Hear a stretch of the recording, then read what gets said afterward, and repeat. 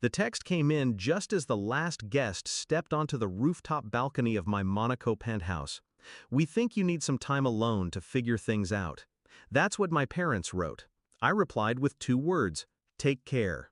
They had no idea I was 30 floors above the Mediterranean, hosting a private gala for CEOs, royals, and the editor of Forbes Europe. And in less than 12 hours, their last name, my last name, would be plastered across headlines they never believed I'd be in. Growing up, I thought love was supposed to come with conditions. "We push you because we love you." "You'll thank us when you're successful." "You're not ready." That last one, they said it the most. Especially when I turned down their law school plan. Especially when I invested my scholarship money into a startup they called a wasteful little app. I slept in my car for 6 weeks after that. They didn't know. Because I didn't tell them. Because I knew, deep down, they would have said, "Good, maybe now you'll listen." The betrayal didn't come all at once. It came in moments. When I showed them my first prototype and my father said, "So, it's like Facebook, but dumber?" When I landed a $50,000 investment and my mother asked, "Are you laundering money?" When I missed my sister's engagement dinner because I was pitching in Zurich and they sent a group photo with me cropped out completely. They weren't just absent, they were rooting for my failure. So I stopped explaining, and I started building, quietly. I worked 20-hour days, lived off vending machines and instant noodles, coded through migraines and doubt. While they posted family dinners on Facebook, I was networking with VCs in Berlin, shaking hands with tech royalty in Lisbon. And then, one day, I wasn't broke anymore. I was profitable, then scalable, then untouchable. The turning point came when my app got acquired by a multinational for 8 figures. My lawyer called it a life-changing deal. I called it leverage.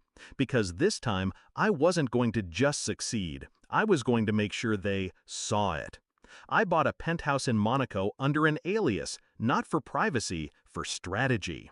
Because the goal wasn't to disappear. It was to reappear, louder, brighter, untouchable. I threw a gala, black tie, invite only, discreetly blasted across elite media under embargo. The room was filled with power, hedge fund managers, influencers with governments in their DMs, and the billionaire who mentored me in secret. I made one toast, just one. To the people who told me I wasn't ready, I said, raising my glass, to those who thought I needed time alone to figure things out, you were right, and I did. The headlines dropped at sunrise. From homeless coder to Monaco mogul, the silent rise of tech's dark horse. Who is the mysterious host behind the billionaire gala in Monte Carlo? Meet the young founder Silicon Valley regrets ignoring. And just like that, I wasn't their invisible son anymore. I was news. They called. I didn't answer. They emailed, sent voice notes, even tried messaging through my assistant. Nothing. Because silence says what words never can. You see, revenge doesn't always come wrapped in cruelty. Sometimes it's a press photo. Sometimes it's a headline they weren't mentioned in. Sometimes it's letting them watch the world admire the child they spent years doubting and realizing they're not part of the story anymore. Weeks later, I got a letter, handwritten, sloppy, from my father. "We didn't know you were doing so well. We're proud of you. Maybe we could visit sometime. We can talk, start fresh." I stared at the ink like it meant something. Then I tossed it in the fireplace. Because I didn't build all this to impress them. I built it in spite of them. My story isn't about revenge. It's about proof.